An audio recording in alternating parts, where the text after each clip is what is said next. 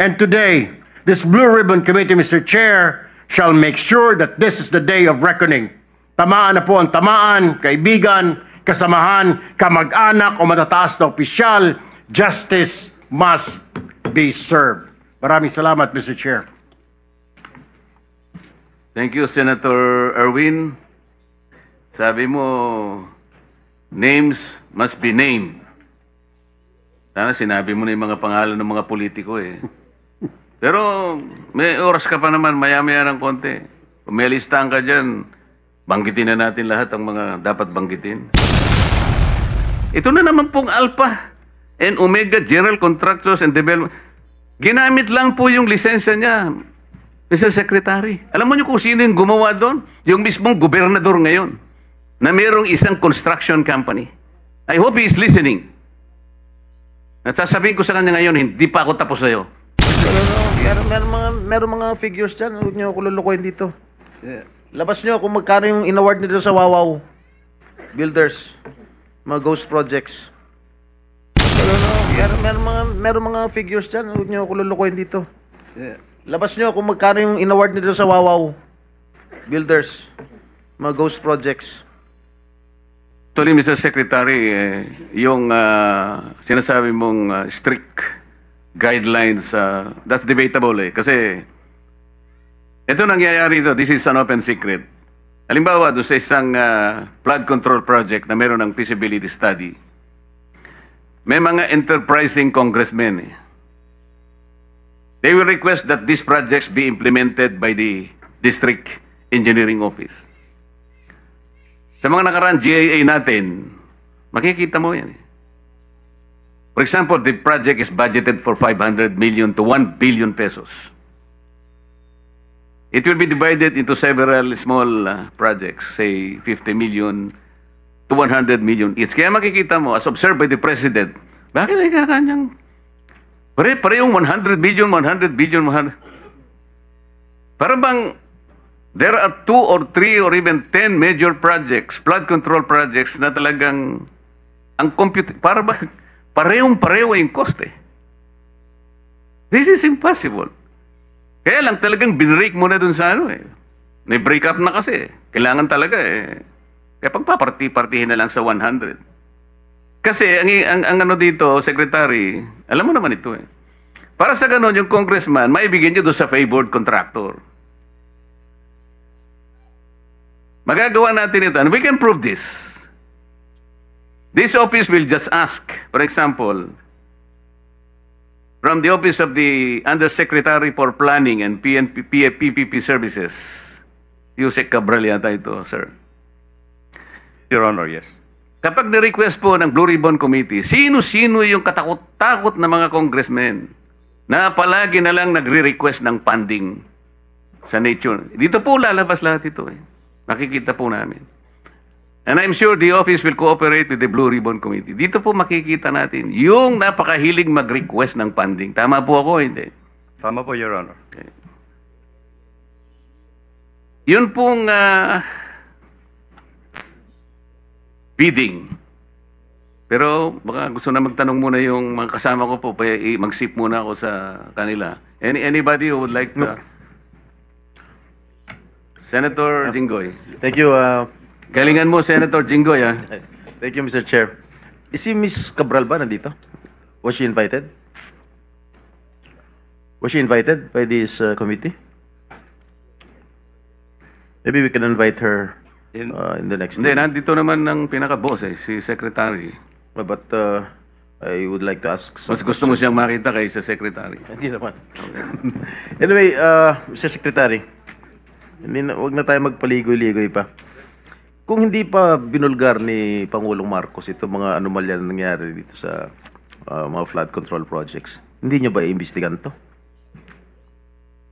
Kailangan pa umabot ng Senado para imbestigahan ito dahil binulgar ni Pangulong Marcos ang mga di umano yung mga anomalya tungkol sa mga flood control projects.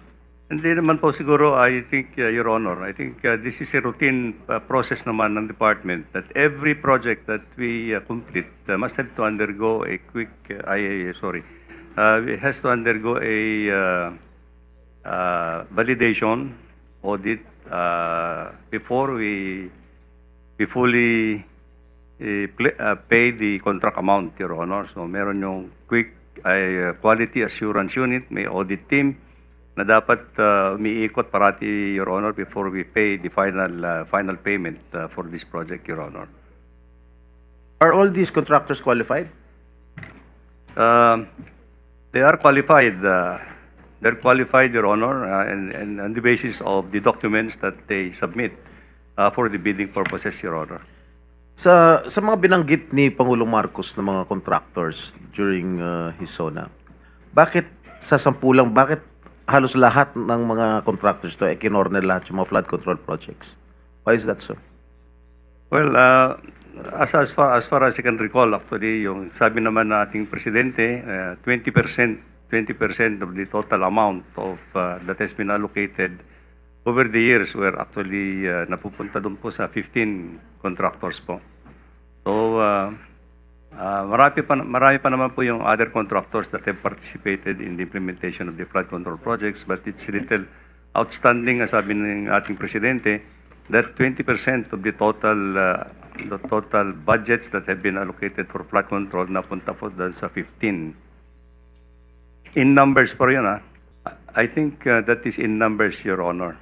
Yes, so sabi ni Pangulong pinakita Marcos, 15 contractors cornered 20% of the total budget, or roughly 100 billion pesos. Yes, Your Honor. And the remaining 436 billion was split among 2,394 contractors. At hindi ko nababasahin yung mga pangalan ng mga kumpanya ng yung construction company dahil nabanggit na ni Pangulong Marcos yan. Anyway, ilan ang ghost projects ninyo dyan? This is on the process of validation, Your Honor. This is But you still believe that there are ghost projects there? Or I there think so, were Your ghost Honor. projects? In all confidence, Your Honor, I think so. You think so? Yes.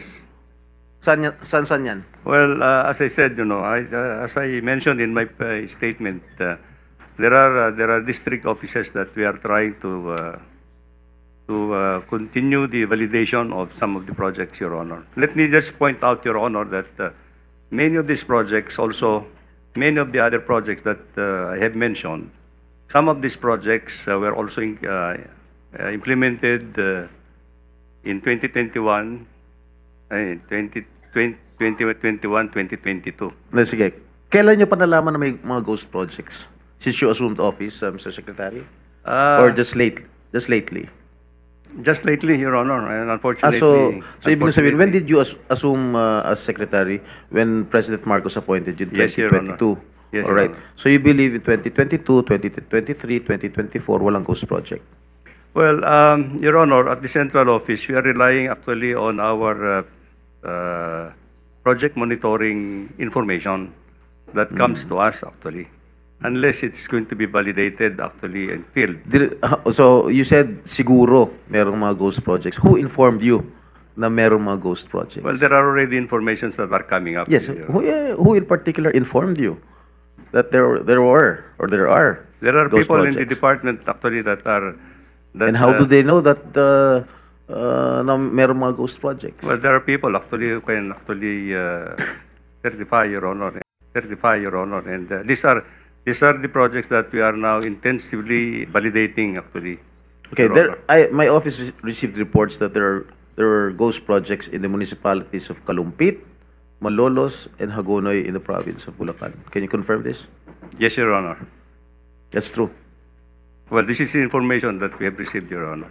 And the contractor, allegedly, Wawaw Builders, correct? That's correct, Your Honor. And SYMS Construction. Am I correct? I don't recall that name, Your Honor. But Who is the owner of Wawaw Builders? Is he here? Is he present here?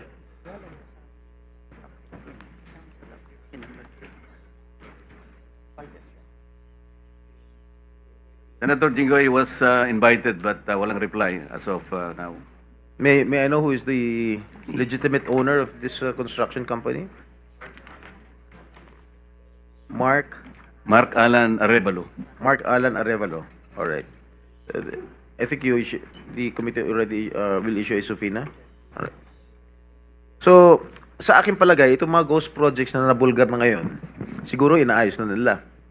Tama? Para hindi malata na ghost.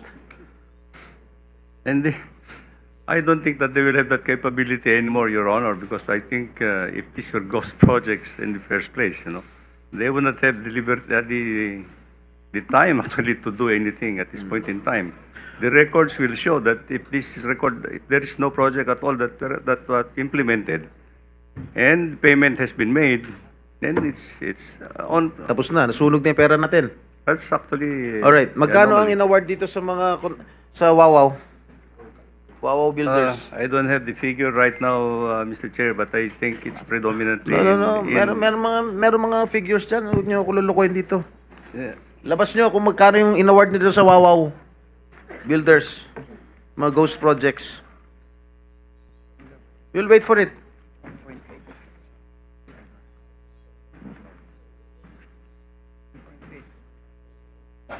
Padiri kayo. Mr. Chair, well, I've just been given the tabulation. Wawaw Builders.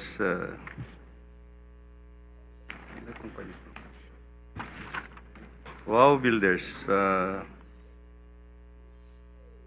number of projects, the total projects, total cost of the projects that have been implemented is 9 billion.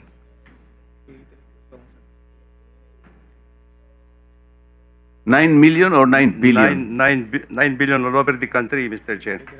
But let me just point out, in Bulacan alone, Wawaw Builders had 85 projects amounting to 5,971,811,000. In Bulacan alone. What about the three municipalities that I've mentioned? Kalumpit, Hagonoy, and what is this? Malolos.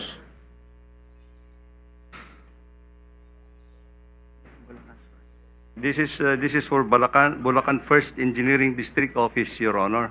Ito bang, I'm not familiar, no? Ito bang Kalumpit, Malolos, Hagonoy falls under the first Yes, Your Bulacan Honor. district? Ah? Yes. Alright. Yes, Your Honor. So magkano? Yung sa Wawaw? 5,971,811,600. In Bulacan alone? In Bulacan First Engineering District, Your Honor. So yung 5 billion na in-award sa Wawaw Builders para sa province Bulacan First Engineering. are all ghost projects. Correct? Hindi naman, Secretary, Your Honor. for the record, the total is 9 billion. That is No, no. nationwide. Nationwide. Nationwide, Your Honor. Pero Pero lahat 5 yun, billion ghost na projects. Your Honor. Ghost projects lahat. No po. Hindi po. So ang ghost project lang, sinasabi mo, sa Bulacan lang. There seems to be some ghost projects actually as reported, Your Honor. Are you investigating this right Yes, now? Your Honor. We're investigating it. What is the status of your investigation? They will be coming up with their financial and physical report in 1 week's time, Your Honor, to my office. Mr. Chairman, with the permission of Senator Jingo Estrada, Yes. it's connected to his question. Yes, Senator Soto, please. You are an executive How did Wawaw ex officio Builders, official, right? how did Wawaw Builders get that 5.9 billion in those three municipalities in Bulacan? How did they get that? Who inserted that into the budget of DPWH? Let me just clarify a little bit, Mr. Chairman.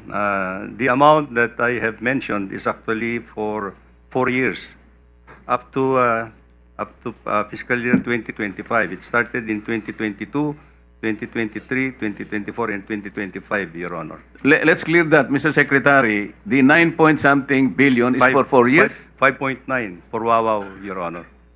No, the total for 4 years is 9-something billion. Yes, Your Honor. And the 5-something billion ghost project is in Bulacan alone. Not totally ghost project, Your Honor.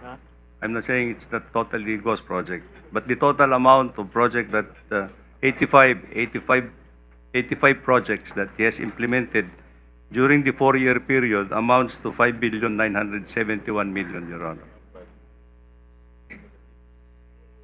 So, Senator Jingo, you're finished already? Tito pa. Are you going to interject, Bam? You want to interject? Okay. Tapos ka na, Senator Tito? No, I did not get an answer, Mr. President, Mr. Chairman. 2025 na lang. 2025, how much, Wawa Builders?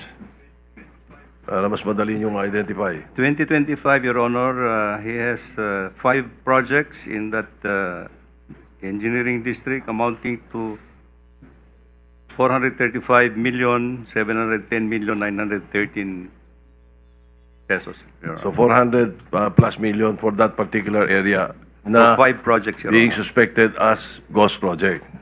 Well, some of them, Your Honor. Some of them, okay. How did they get that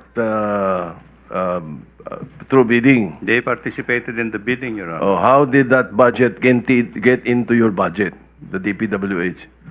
Was there a senator or a congressman who inserted that for that particular area? Well, we'll just have to find out, Your Honor, because there are many sources in 2025. Let me just point out that some of the projects were included in the National Expenditure Program that has been submitted to Congress. And of course, there are projects that were actually added on in the General Appropriations Act. So we just have to thank you, reclassify, Your Honor. Mr. Chairman, thank you. I did not get the answer. Senator Estrada, Chair- thank you very much. With the permission of Senator Estrada, related kasi ito sa question niya. Mr. Chair, kung ganun na inamin ng DPWH na mayroong ghost projects dyan sa flood control, pwede malaman from COA paano ito nakalusot? Anong papel ng COA dito sa ghost projects na ito? Bakit hindi ito nyo nakita? Pwede malaman, Mr. Chair? Good morning po, Thank you. Mr. Chair and Your Honor. Based po sa aming mga reports na nakuha po from our regional and district engineering offices, ongoing pa lang po yung kanilang pag-collate ng mga observations, sir. Actually, sir, may mga observations naman po pero hindi ko po mako-conclude na pertaining po ito doon sa mga ghost projects. Marami naman po kasing observation ng mga auditors natin, sir, kasi marami din pong types of audit ang kinakandak ng mga auditors natin regularly, sir. May compliance. Yes, I mean for this particular projects na kinlaim, inamin ng DPWH na talagang ghost projects ito. Yes, Pwede sir. niyo tutukan ito and can we have results Yes, in the sir. next hearing na Yes, sir. ikakandak natin? Opo, sir. Actually, sir, meron na po tayong office order from our chairman, particularly para sa fraud audit po ng Bulacan, sir. Thank you for that. Thank you. Thank you. Mr. Chair, I hope Chairman. next hearing, ha? Yes, sir. Thank you. Opo. Okay, magbibigay ako ng reason kung bakit isa lang na blacklist sa dinami-dami mga kalokohan. Kasi karamihan sa mga empleyado sa DPWH ay mga contractor mismo. So sila ang gumagawa ng mga proyekto ng mga ghost projects. So hindi nila iba-blacklist sarili nila. Thank you, Your Honor. Mr. Chairman. Thank you. Mr. Chair, Mr. Secretary, doon sa 5-point-something billion, most of these are ghost projects, as you have admitted already. Oh, I cannot say that most of it at this point in time, Your Honor. But I think in this 5.9 billion pesos that is nandyan sa Wawaw Builders, there could be some. Kasi sa Bulacan muna yung pinag-uusapan natin. Yes, Your Honor. So some of these projects are ghost projects. Could be, Your Honor. So that's convenient already. Some of these projects in Bulacan are ghost projects. Mr. Chairman. What happens with the performance bond? What do you do with the performance bond? Each project has a performance bond. Tama Yeah. po? Yes, Your Honor. Aren't you supposed to confiscate the performance bond? Well, if the project has lapsed actually for its warranty, Your Honor. Hindi, as admitted, some of these projects are ghost projects. Yes, Your Honor. So you have to run after the performance bond. Yung insurance company, kailangan habulin natin. Yes, Your Honor. Yes. What will you do? Well, as soon as we are able to file all the necessary. How much does it take? The insurance company, sa experience ninyo, these are ghost projects. As soon as we are able to finally come up with the documentation, Your Honor, then I think. Yeah, okay. For the record, Yes. kapag nakita natin na ghost projects, you will run after Absolutely, Your the Honor. performance bonds Absolutely, yes, posted Your Honor. by these contractors. Yes, Your Honor. And to the question of Senator Bato, Madam Coa, ano bang ginawa ninyo? Most of these projects that have been established, admitted as ghost projects. Bakit hindi kayo makapagsalita, makapag-report? Ghost pala. Bakit lumusot sa inyo? Sir, sa ngayon po, sir, since we are still consolidating and gathering data from our regional and district auditors, Alam niyo yung sir. problema, you have a Yes, sir. very standard way of answering us. Yes, eh. sir. You are still waiting for No, your sir. regional offices. Alam niyo yung problema ninyo, Madam Coa? Kasi puro kayo post-audit eh. Mag-audit kayo pag tapos na yung project. Like what happened in Misamis Occidental. I ask your regional, anong tawag niyo ron? Director po, sir. Regional Director ng COA. I asked him, there is a very irregular project being constructed in Misamis Occidental in Barangay Lamaan. This is a project shepherded by the former, ano ba yun? He was a deputy speaker in the House of Representatives. Kapareho ko siyang deputy speaker. He was able to get a 50 million project from DPWH. Tinanong ko yung DPWH doon in Region 10. How come DPWH now is funding housing projects? Kailan nangyari ito? And then when I asked him, yung baka kung pagtatayuan ng lupa ng housing project na yan, costing 50 million pesos. By the way, Mr. Secretary, yung contractor doon ay itong Alpha and Omega General Contractor and Development Corporation, one of the 15 contractors identified by the President. Sabi ko, tinatanong ko sa kanya, alam mo ba na yung pagtatayuan ng housing project na ito ay hindi pa sa pangalan ng city? I don't know, sir. Bakit hindi mo alam? Eh kasi po, mag-audit lang po kami pagkatapos ng project. Saan ka naman nakakitang? Ibig po, sinasabi ko na nga sa iyo ngayon eh. The city of Lamaan, the local government's LG unit at that time succeeded in getting a writ of possession. On the basis of the writ of possession, itatayo nila yung housing project. I told them, is the writ of possession transform itself as a title for the city? Hindi ko po alam, sabi ng inyong COA. Pag natapos ang project na ito, kanino kakuha ang project na ito? Hindi ko po alam. Ito po yung nangyayari ngayon eh. Ito na naman pong Alpha and Omega General Contractors and Development. Ginamit lang po yung lisensya niya, Mr. Secretary. Alam mo niyo kung sino yung gumawa doon? Yung mismong gobernador ngayon na mayroong isang construction company. I hope he is listening. At sasabihin ko sa kanya ngayon, hindi pa ako tapos sa'yo.